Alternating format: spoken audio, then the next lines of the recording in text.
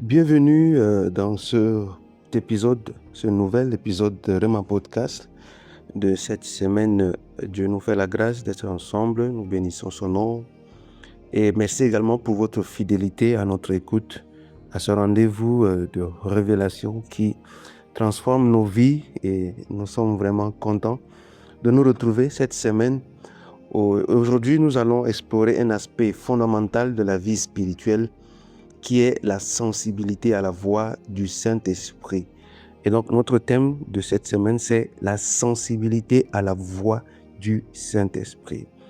Vous devez comprendre avec moi également que beaucoup de gens prient, lisent la Bible, assistent au culte, mais il existe une dimension souvent négligée.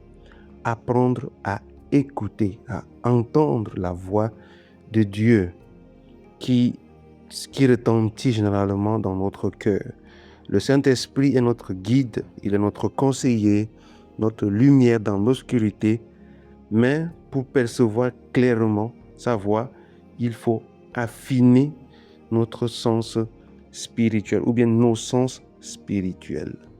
Alors, pour aborder ces thèmes, nous avons quelques points comme d'habitude. Donc, le premier point, nous nous proposons ici une question. Qu'est-ce que la voix du Saint-Esprit d'abord? Qu'est-ce que la voix du Saint-Esprit? Et d'une manière pratique, la voix du Saint-Esprit n'est pas toujours sonore. Cette voix n'est pas toujours spectaculaire. Parfois, elle se manifeste par une conviction intérieure, par un sentiment de paix ou de trouble face à une décision, par une pensée ou par une intuition qui résonne profondément dans notre cœur. Elle se manifeste aussi par un mot ou une parole qui surgit au moment exact. Et donc, la voix du Saint-Esprit est subtile, elle est douce, elle est persistante. C'est l'une des caractéristiques les plus importantes, c'est que c'est une voix persistante. Elle revient, elle insiste. Alléluia. Elle ne crie pas pour attirer l'attention, mais elle attire ceux qui veulent vraiment écouter la voix du Seigneur. Alors, au deuxième point, nous allons parler des obstacles. Parce que beaucoup disent que je n'ai jamais écouté, je n'ai jamais entendu la voix de Dieu. Mais il faut être conscient de quelques obstacles, ces choses-là qui nous empêchent d'être vraiment sensibles à la voix du Saint-Esprit. Et donc, dans notre monde moderne, il y a plusieurs facteurs qui brouillent, si on peut utiliser ce mot, qui sont comme une interférence dans notre capacité d'entendre le Saint-Esprit. Et parmi ces éléments, nous avons le bruit constant. Nous sommes entourés des notifications de nos téléphones, des réseaux que nous avons, les réseaux sociaux que nous avons, et les distractions de gauche à droite, des choses à faire, en tout cas des informations, des buzz, et en tout cas chaque chose qui a cette capacité-là de nous distraire. Il y a aussi les émotions intenses, comme la peur, la colère, la tristesse. Donc vous voyez, en une seule journée, une personne peut traverser plusieurs émotions intenses et cela va interférer sur l'écoute de la voix du Saint-Esprit. Nous avons aussi les opinions des autres. Ça aussi, c'est un sujet un peu très sensible.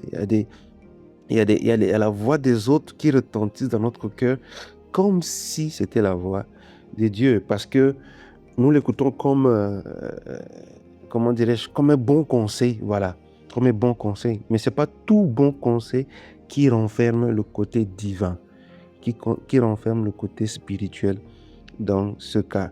Et il y a aussi la précipitation, vouloir agir avant d'avoir discerné. Et quand nous sommes devant une circonstance, nous sommes tentés de pouvoir réagir pour résoudre rapidement. Et dans la précipitation, nous ne laissons pas le Saint-Esprit nous transmettre sa vision des choses. Et la première étape pour entendre clairement, c'est de créer un espace de silence et de calme dans lequel l'Esprit peut parler. L'Esprit aime nous parler, il aime communiquer des choses à notre cœur. Mais si nous ne sommes pas disponibles en créant un espace, il sera difficile pour nous. Alléluia. Et le troisième point, le rôle de la pratique. Alors j'explique le rôle de la pratique.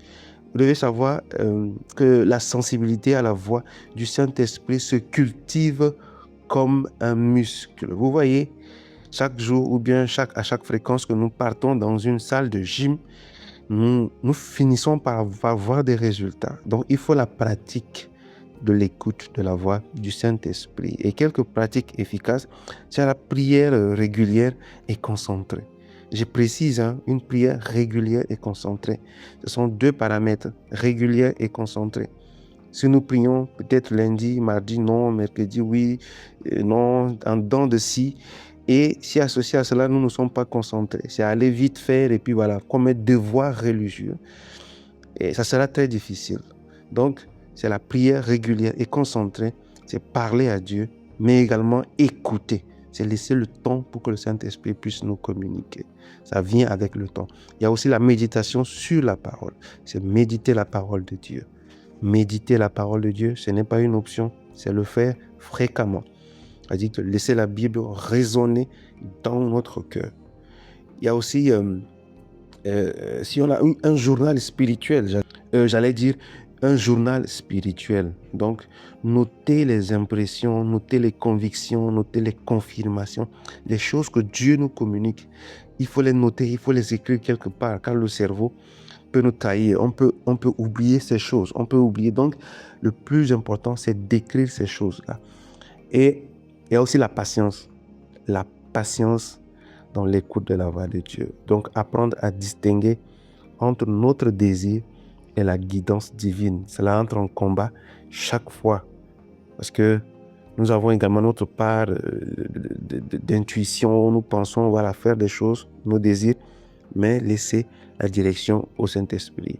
Et la répétition, la discipline et l'humilité vont de plus en plus affiner notre sensibilité à la voix du Saint-Esprit. Le quatrième point, c'est le discernement même de la voix du Saint-Esprit. Nous allons parler du discernement de la voix du Saint-Esprit.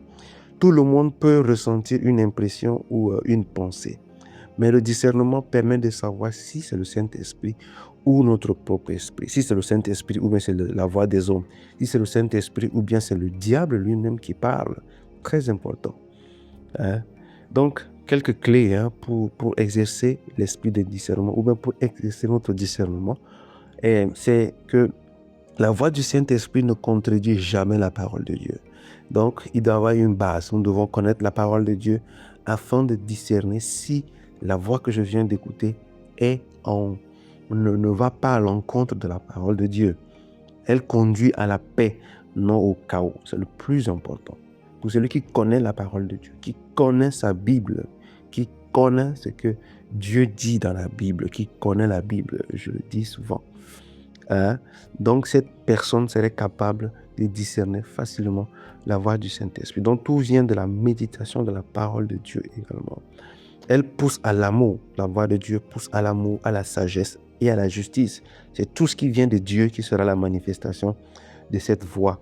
Donc, notez également, je le répète, elle est persistante, elle est subtile, mais également cohérente. Quand c'est Dieu, il y a de la cohérence. Vous allez voir quelqu'un sur les mêmes sujets, il dit des choses, il rechange, il dit Dieu m'a dit ça, il revient encore le même, Dieu m'a dit ça, il tourne. Donc, cette personne est dans l'école de l'écoute de la parole de Dieu. On le comprend parce que c'est une école. On s'exerce, on la pratique, cet exercice-là pour pouvoir discerner de plus en plus la voix de Dieu. Et le cinquième point, c'est le courage d'obéir. Il est facile d'écouter, mais obéir, c'est l'autre dimension maintenant. Et ce qui va développer notre fidélité à la voix du Saint-Esprit, le courage d'obéir. Entendre la voix du Saint-Esprit, comme je l'ai dit, est une chose, et agir selon tel en est une autre. Donc souvent, Dieu nous parle des directions inattendues ou peut-être inconfortables, des choses que nous n'aimons pas entendre. Mais c'est à cela, il faut savoir que ceux qui sont les enfants fidèles de Dieu obéissent. Il faut savoir que la foi exige le courage d'obéir. Mais quand cela semble difficile, ça va être compliqué. Donc, l'obéissance à la voix intérieure ouvre des portes et révèle des bénédictions invisibles. Donc, c'est la marche maintenant par le Saint-Esprit. La Bible dit ceux qui sont de Dieu connaissent. Et lui-même, il dit dans Jean que mes brebis entendent ma voix et ils reconnaissent et ils me suivent. Donc, suivre là, ça révèle de ceux qui connaissent le Maître. Le 6e point, c'est les fruits de la sensibilité. Être sensible à la voix du Saint-Esprit produit des transformations tangibles. Une vie guidée par la sagesse divine, des décisions plus justes et alignées avec la volonté de Dieu. Une protection face aux pièges et aux tentations. Une influence positive sur les autres par un témoignage authentique. Vous voyez les bénéfices d'être aligné à cette sensibilité. Et vous devez savoir que la sensibilité spirituelle est donc un outil de discernement, de puissance et également de paix intérieure. Ceux qui l'ont développé peuvent confirmer aussi avec nous. Et le 7e dernier point, c'est l'intimité avec Dieu. Cela nous conduit tout droit vers la finalité de cette stabilité, c'est l'intimité avec Dieu. La voix du Saint-Esprit est souvent entendue dans les moments d'intimité avec Dieu, pas dans la distraction ou le bruit. Donc, prendre le temps chaque jour pour s'isoler dans la prière, également pour écouter son cœur. Il faut également noter les impressions, noter les confirmations, comme nous avons dit, noter les directions. Et progressivement, si on est constant, avec le temps, cette intimité devient une seconde nature. Et la guidance divine devient claire et constante. Et donc, pour conclure ce Rhema podcast de cette semaine, c'est que à cette question, es-tu vraiment sensible à la voix du Saint-Esprit dans votre vie? Dans ta vie, est-ce que tu es sensible à la voix du Saint-Esprit? Et rappelez que le Saint-Esprit n'attend pas que nous soyons parfaits. Il attend que nous soyons attentifs, humbles et prêts à écouter. Donc la vie chrétienne devient plus claire, plus puissante et plus impactante encore lorsque nous apprenons à discerner et à répondre à la voix intérieure de Dieu. Alors aujourd'hui, je vous appelle à décider de créer l'espace pour entendre. Affûte tes sens spirituels et laisse le Saint-Esprit guider tes pas, même au milieu du bruit, des pressions et des incertitudes de la vie moderne. Il est là. Et donc le fruit de cette écoute de la voix de Dieu, c'est une vie transformée, une foi qui est vivante et un témoignage puissant pour ceux qui l'écoutent. Soyez bénis, merci pour votre bien aimable attention à cet épisode de Rhema Podcast autour de la sensibilité à la voix du Saint-Esprit. Que le Seigneur vous bénisse et merci de partager cela autour de vous et que le Seigneur vous bénisse abondamment au nom de Jésus. Amen.